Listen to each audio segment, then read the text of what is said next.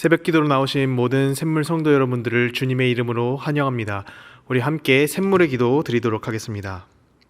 마음 모아 샘물의 기도를 하나님께 드립니다. 먼저 우리의 믿음을 고백합니다. 여호와는 나의 목자시니 내게 부족함이 없으리로다. 아멘. 우리의 선한 목자 되신 하나님, 주님의 인도하심 안에 참된 평안과 만족을 누리게 하심으로 감사합니다. 가정의 달을 맞아 우리 가정과 공동체 가운데 주님의 선하심과 인자하심이 날마다 새롭게 경험되게 하옵소서. 교회와 예배를 위해 기도합니다. 주의 집에 사는 자들은 복이 있나니 그들이 항상 주를 찬송하리로다. 아멘. 예배 받으시기에 합당하신 하나님, 샘물 공동체가 예배를 통해 주님의 임재를 경험하게 하시고 말씀을 통해 생명의 능력을 체험하게 하옵소서. 작은 목자 훈련에 참여하는 모든 성도들이 말씀으로 채워지고 진리 안에서 자유를 누리는 참된 예배자가 되게 하옵소서. 목장과 가정을 위해 기도합니다. 새 계명을 너희에게 주노니 서로 사랑하라. 내가 너희를 사랑한 것 같이 너희도 서로 사랑하라. 아멘.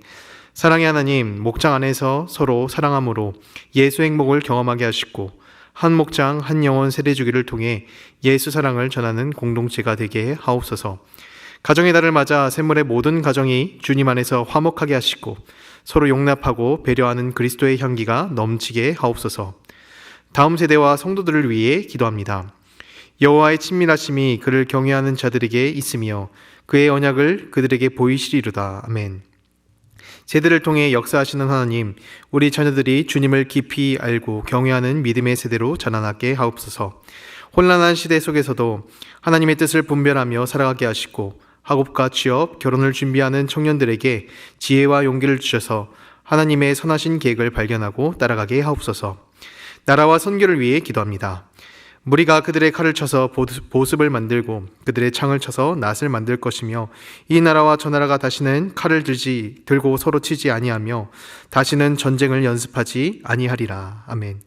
평화의 하나님, 이 땅에 정의와 공의가 흐르게 하시고 분열된 사회가 화합하게 하옵소서. 샘물의 성도들이 가는 선교사, 보내는 선교사로서 복음의 사명을 감당하게 하시고 준비 중인 단기 봉사를 통해 열방에 주님의 사랑이 전해지게 하옵소서.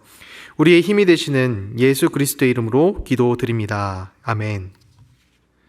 우리 시간 함께 하나님 말씀 살펴보도록 하겠습니다. 오늘 하나님께서 우리에게 주신 말씀은 열왕기상 13장 1절부터 10절까지의 말씀입니다. 우리 한 절씩 교독해서 읽도록 하겠습니다. 보라, 그때에 하나님의 사람이 여호와의 말씀으로 말미암아 유다에서부터 베들에 이르니 마침 여로보암이 제단 곁에 서서 분향하는지라.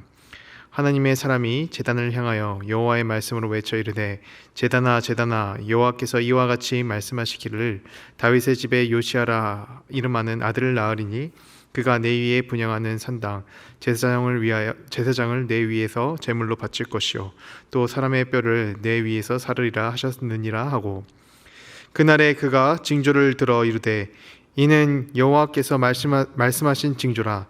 제단이 갈라지며 그 위에 있는 재가 쏟아지리라 하매, 여로보암 왕이 하나님의 사람이 베들에 있는 제단을 향하여 외쳐 말함을 들을 때에 제단에서 손을 펴며 그를 잡으라 하더라. 그를 향하여 편 손이 말라 다시 거두지 못하며, 하나님의 사람이 여호와의 말씀으로 보인 징조대로 제단이 갈라지며 재가 제단에서 쏟아진지라. 왕이 하나님의 사람에게 말하여 이르되 청하건대 너는 나를 위하여 내 하나님 여호와께 은혜를 구하여 내 손이 다시 성하게 기도하라. 하나님의 사람이 여호와께 은혜를 구하니 왕의 손이 다시 성하여 전과 같이 되니라. 왕이 하나님의 사람에게 이르되 나와 함께 집에 가서 쉬라. 내가 내게 예물을 주리라. 하나님의 사람이 왕께 대답하되 왕께서 왕의 집 절반을 내게 준다 할지라도 나는 왕과 함께 들어가지도 아니하고 이곳에서는 떡도 먹지 아니하고 물도 마시지 아니하리니, 이는 곧 여호와의 말씀이 내게 명하여 이르시기를 떡도 먹지 말며 물도 마시지 말고 왔던 길로 되돌아가지 말라 하셨음이다 하고, 이에 다른 길로 가고 자기가 베델에 오던 길로 되돌아가지도 아니하니라. 아멘. 오늘 우리에게 주신 말씀은 하나님을 경외하는 사람입니다. 경외라는 단어가 가진 그 뜻과 같이 하나님을 경외하는 사람은 주님을 두려워하며 존경하는 마음을 가집니다.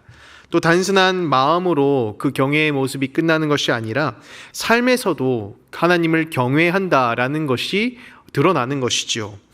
시편 25편의 말씀을 보면 하나님께서는 주님을 경외하는 자들에게 함께 동행해 주신다라고 약속을 하십니다. 이처럼 우리의 삶이 하나님을 경외하고 또 온전히 믿고 따르는 삶이 되기를 소망하는데요. 오늘 말씀은 하나님을 경외하는 사람은 어떤 사람인가? 우리에게 그 삶의 모습을 보여줍니다. 우리에게 주신 말씀을 묵상하며 하나님을 경외하는 사람은 어떤 사람인지 새기고자 합니다. 그렇다면 하나님을 경외하는 사람은 어떤 사람일까요? 첫 번째는 하나님을 물질보다 더 두려워하는 사람입니다. 하나님을 물질보다 더 두려워하는 사람. 우리 본문 말씀 8절 말씀인데요. 우리 함께 보도록 하겠습니다. 하나님이 사람이 왕께 대답하되 왕께서 왕의 집 절반을 내게 준다 할지라도 나는 왕과 함께 들어가지도 아니하고 이곳에서는 떡도 먹지 아니하고 물도 마시지 아니하리니. 여로보암 왕은 자신의 손을 고쳐준 담례로 또 하나님의 그 사람을 자신의 편으로 만들기 위해서 예물을 주려고 합니다. 이 왕이 자신의 정치적인 그런 운명을 걸고 준비한 예물이니 우리가 일반적이게 생각하는 그 담례와 비교했을 때 한 사람의 인생을 바꿀 수 있을 정도로 엄청난 값어치가 있는 그런 예물인 것이죠. 단순한 돈이 얼마이냐라는 그런 가치를 떠나서 살아가는 삶의 환경을 뒤바꿀 수 있을 정도로 마치 한 사람에게 목숨줄과 같은 그런 예물입니다.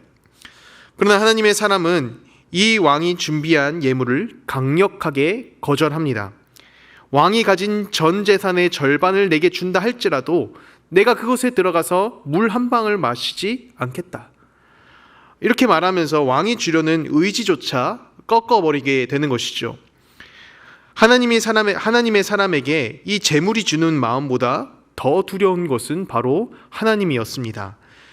우리의 삶 가운데에 먹을 양식으로 인해 걱정이 되고 또 염려가 되는 부분들이 많이 있습니다. 특별히 재정 문제에 있어서 걱정이 되기도 하고 또 거기에 매이게 되는 이유는 우리의 삶이 달려있기 때문이죠. 가진 재물에 따라 살아가는 환경이 달라지기도 하고 또 삶의 방향이 바뀌기도 합니다. 그러기에 우리는 이 돈이 주는 그 가치관, 그 삶에 주는 그 가치관을 중요한 가치관으로 삼습니다. 그러나 물질이 우리의 삶을 책임져 준다고 그렇게 생각하게 된다면 하나님을 경외하는 삶은 힘들어지게 됩니다. 나의 삶을 이끄는 주관자가 바로 물질이 되기 때문입니다. 우리의 삶을 이끌고 주관하는 것은 돈이 주는 재정적 여유가 아닙니다. 물질을 채워주시기도 하고 또 때로는 그것을 거두어 가시는 분은 바로 하나님이십니다.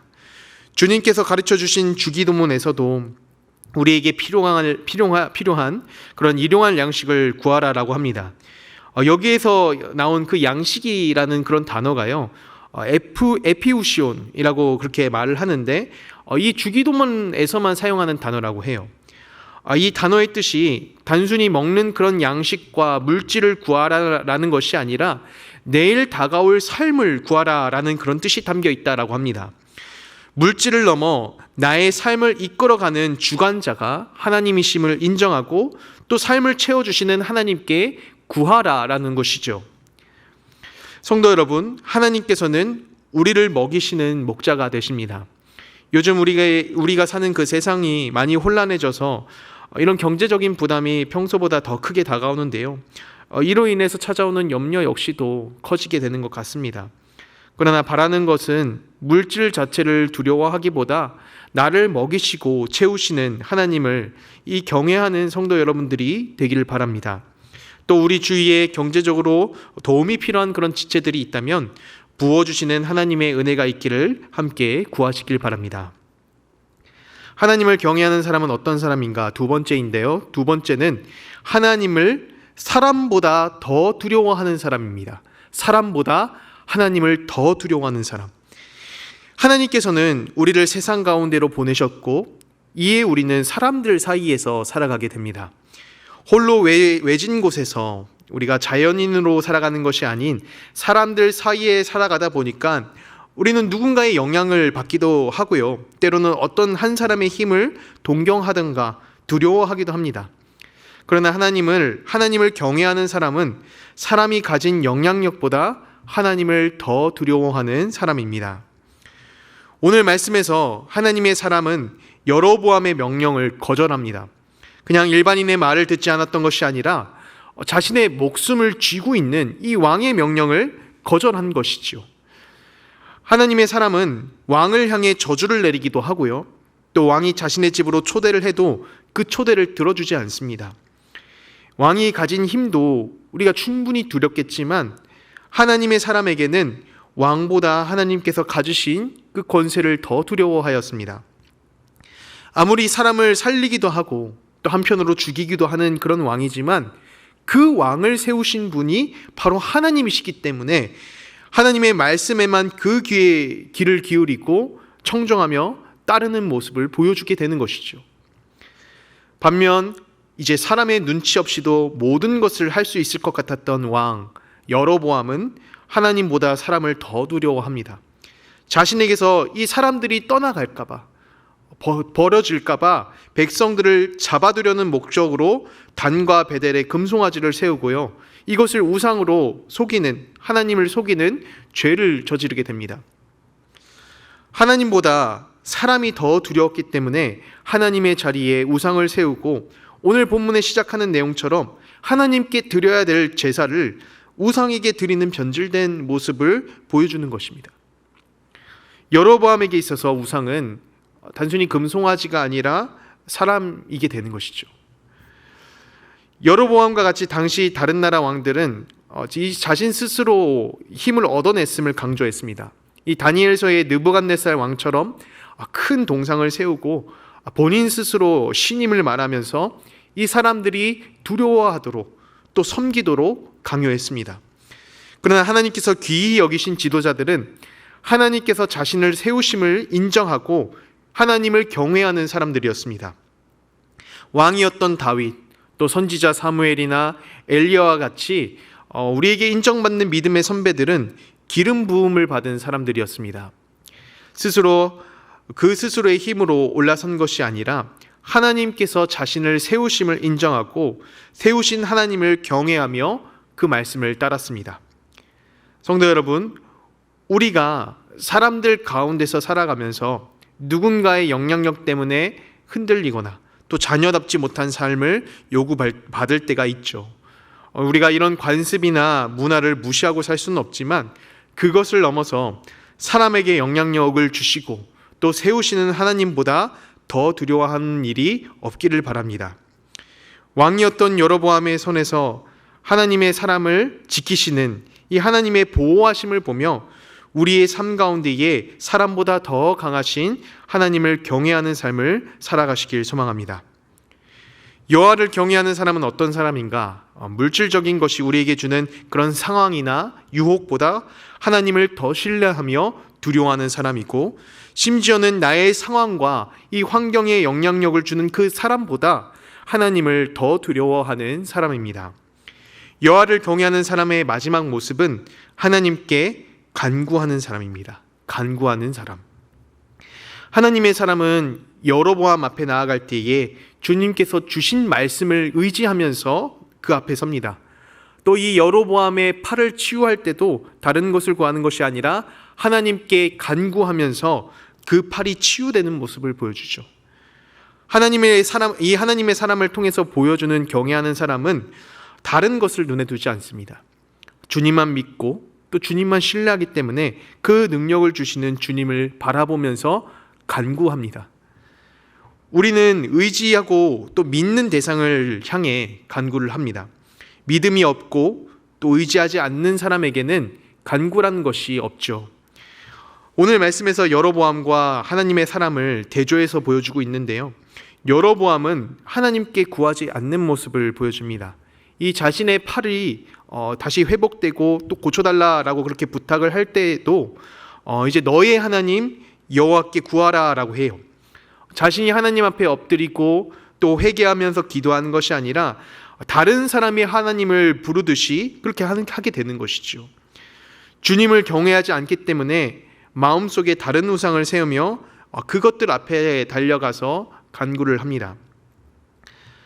다윗은 상황보다 하나님을 더 두려워하였습니다.